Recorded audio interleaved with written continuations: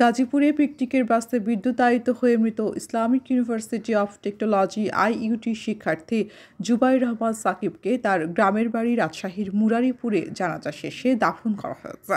আজ রোববার সকাল 10টায় তার নামাজের জানাজায় অংশ নেন সহপাঠী, বন্ধু, স্বজন সহ গ্রামের সহস্রাধিক মানুষ। জানাজায় অংশগ্রহণকারীরা জানান, পিকনিকে গিয়ে এভাবে মৃত্যু কোনোভাবেই মেনে নেওয়া যায় না।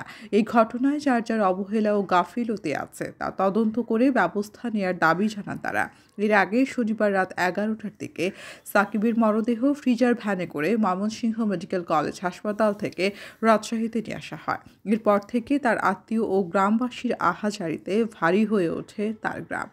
অবসরপ্রাপ্ত ব্যাংক কর্মকর্তা জাহাঙ্গীর আলম ও স্কুল শিক্ষিকা ফজিলাতুন্নেসার দ্বিতীয় সন্তান সাকিব। তার বড় বোন পেশায় একজন চিকিৎসক।